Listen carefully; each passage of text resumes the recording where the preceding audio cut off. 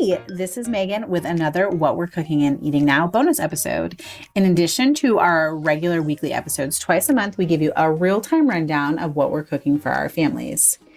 Ideally, in each of these episodes, you'll walk all the way through one recipe and then list 5 others. So you get 6 easy weeknight dinner ideas that we've tested. You can use these ideas as inspiration or literally turn them into your meal plan for next week. We share all the links in our free community at didn'tijustfeedyou.com/community. All you need to do to enter is add your email, which we keep private, and look out for the post with all the What We're Cooking and Eating Now deets.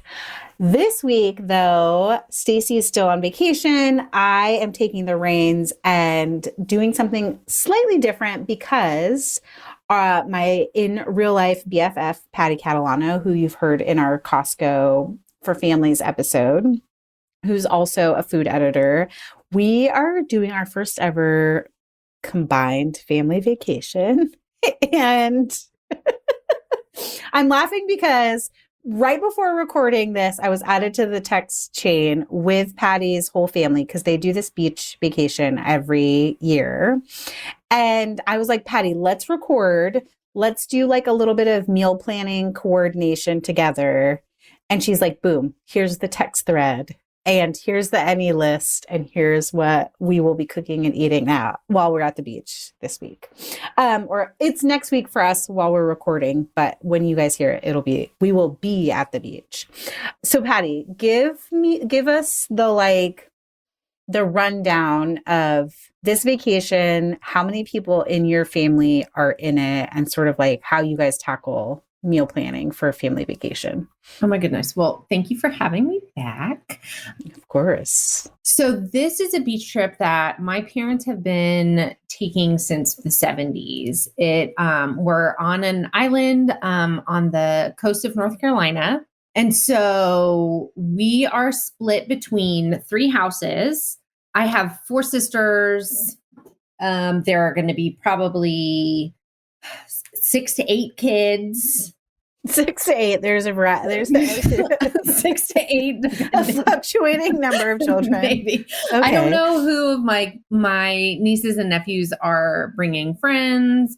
I heard whispers of that this morning as the text thread was going through. So, but basically it's super casual. It's go out on the beach for hours and hours, make BLTs for lunch, come in, do some arts and crafts.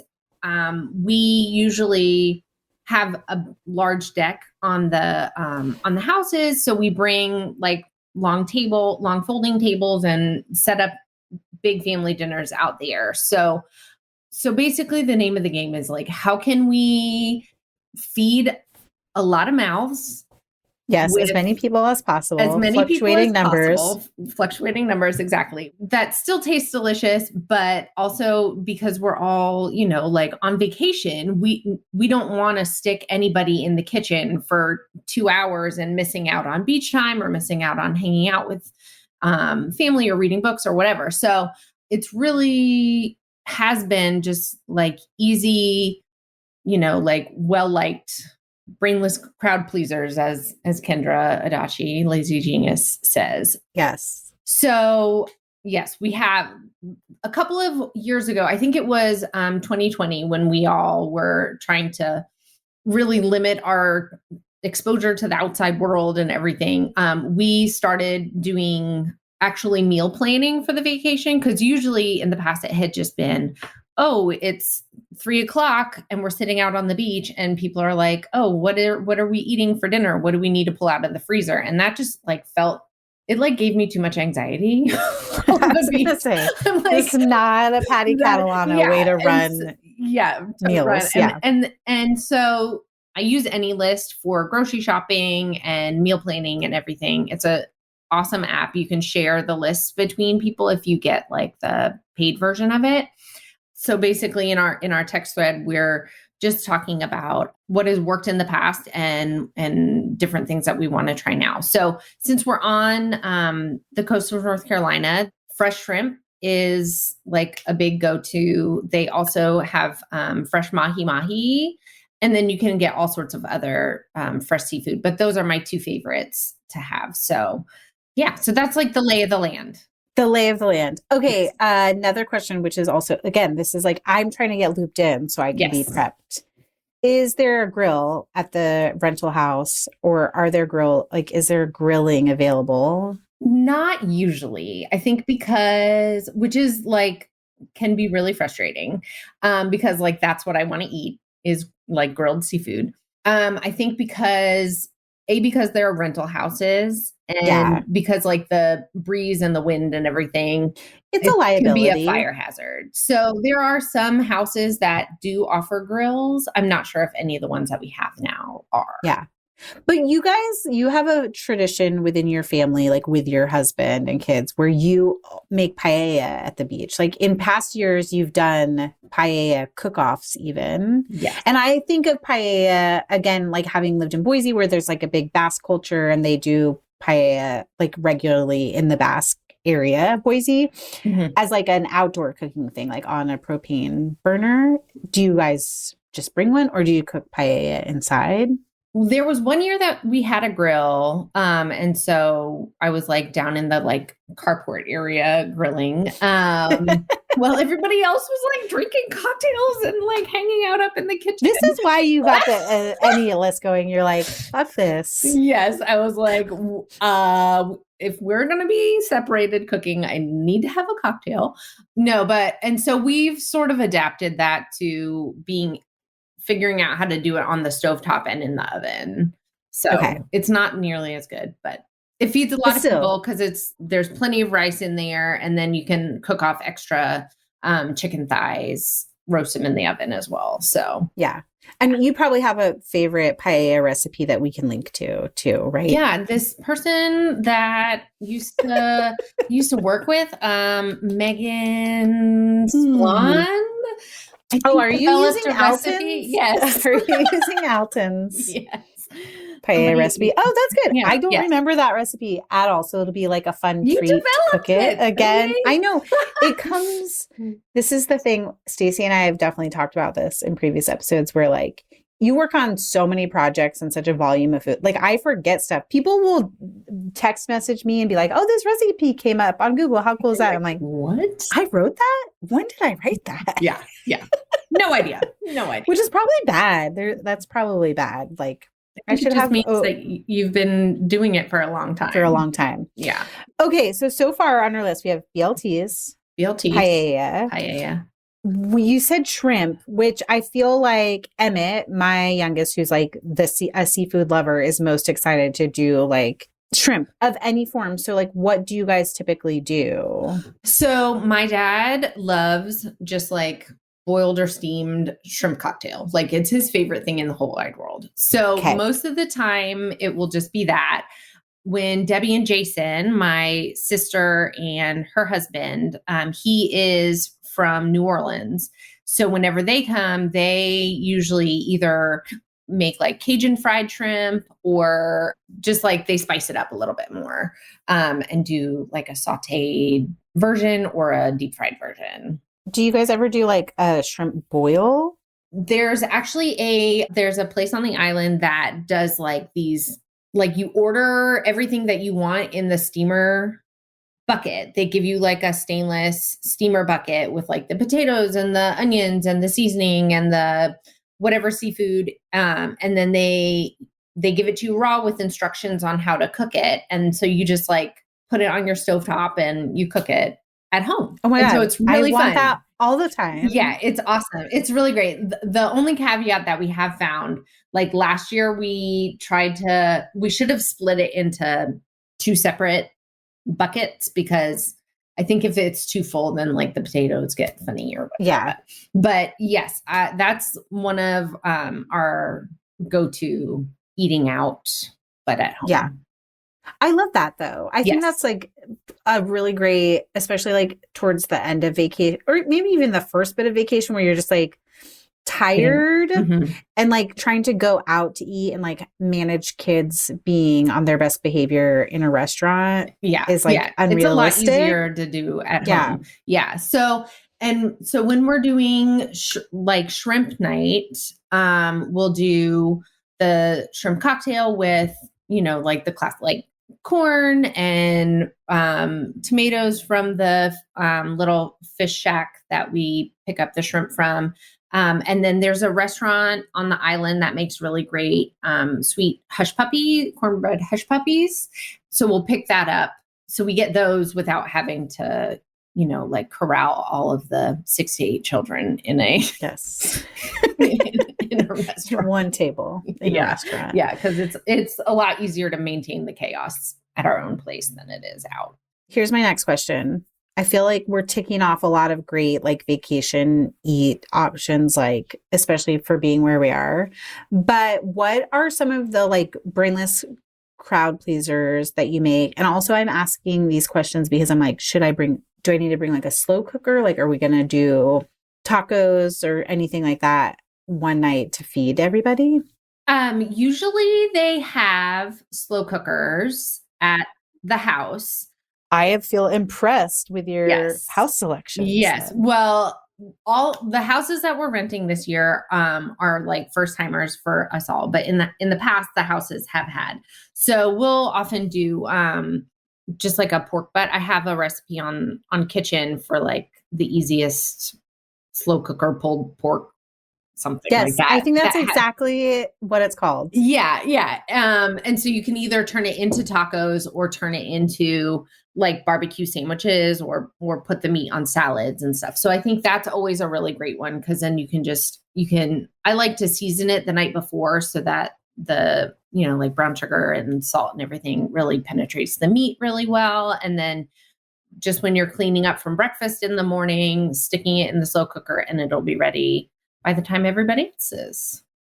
That's amazing. So maybe should I bring a slow cooker or you feel like we'll have one? You'll be there before us, so you'll know. Yeah. I can let you know. Yes. I'll let you know. This is like the real, as I am prone to saying, brass tacks of this conversation of me trying to figure out like what I need to pack. You mentioned breakfast and it also led me to like I want to tell like a little funny story. Which is that Patty invited me to this is like 10 years ago. Yeah, longer you than were pregnant with Ella. I was pregnant with Ella and Patty invited me to like weekend cabin with her husband and her sister-in-law and her husband and another set of friends. Was Eric there? Eric Bauman came with us? Probably. Yeah. I feel like there was one other set of friends and we like had steaks one night.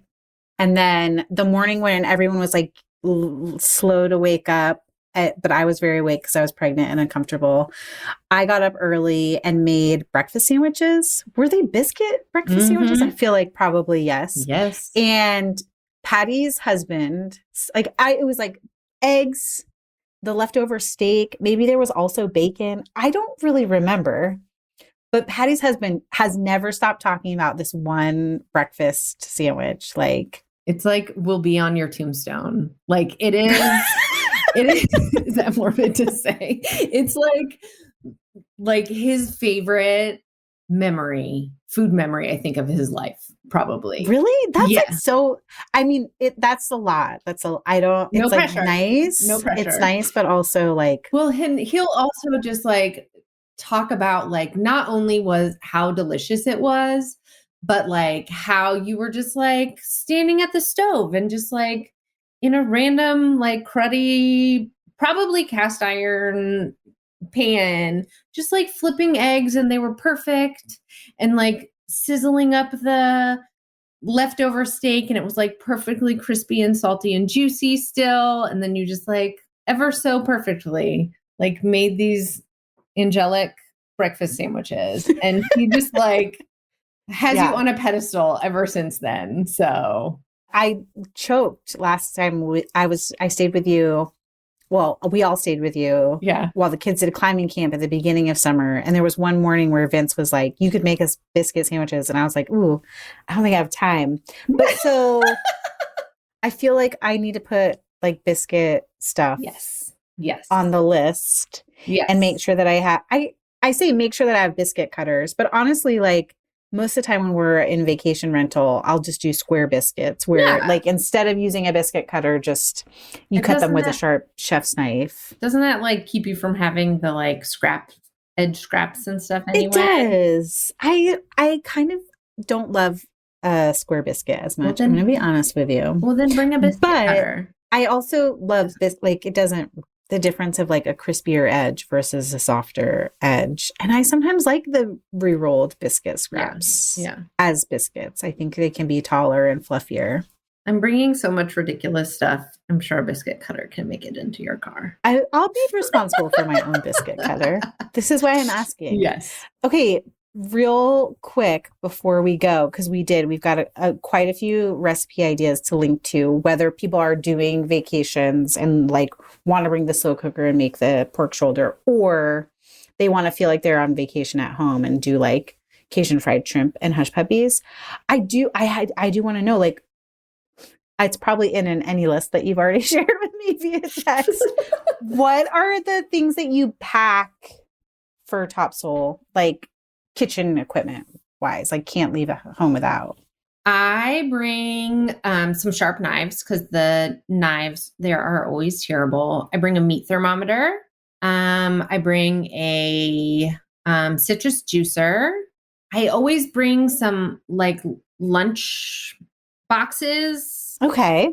Surprise. For bringing lunch down on the beach, at least for the kids, even if I don't eat this stuff. Because there's nothing worse than like a smashed peanut butter and jelly with sand in it. I bring a paella pan. Okay. And then I always like to bring just like my own kitchen towels, stuff like that, just because I have to. We trash them, and and you never know what the state of the kitchen towels are going to be there. So those are the main things. As long as you have. There's a lot more shopping options now there than there used to be. There was one summer that we were trying to make margaritas and we could not find a citrus juicer anywhere. The dollar store didn't have it. The grocery store didn't have it. Walmart didn't have it. I was like, what is the problem here? This is so helpful, like especially the list, because do you follow Dan Pelosi on Instagram? I just like love and adore him. His handle's Grossy Pelosi. I do. And have you seen his fluffernutter? No. Cake? Oh God, do I need to go? Okay. It's like emergency. This is, we're going to make it at the beach. Okay. Okay, cool. Yeah, I do have fluff though. Yes. So like I might. Yeah. I'll wait. I feel like we're all, you're like New England adjacent. Fluffernutters are like a New England staple. And so that is one like beach thing that we always we will do it. Well, he has like a list of his like vacation stuff that he packs. And it's much more like he brings quality sheet pans, measuring cups and measuring spoons, and like a few other favorite pots and pans, baking dishes. Cause like he makes like a cookie bar every time he goes on vacation. Oh yeah. So he likes to have like his 13x9. Yeah. I mean, I understand that part of it is also that he's like a food content creator. And so like having his favorite things and beautiful things to capture content is really smart. Mm-hmm. But those kind of lists can be overwhelming where you're like, listen, Dan, I have to pack also 2 children and my husband and prep the house for a boogie boards, sand toys, Tommy Bahama beach chairs. Like, I don't have time to pack 24 things. So your list of like 5-6 things is so perfect. I am so excited. It's going to be so fun to be on the. I will try my best to like share a bunch on our Feed Me Fam, our private Instagram, as well as my Instagram. But we will share all of the links to recipes that we've talked about in our Didn't I Just Feed You community. So that's going to take us out where I'm going to say thank you to the generous support of our community that makes these bonus episodes possible. You can find out more about becoming a supporting member at didn'tijustfeedyou.com/community.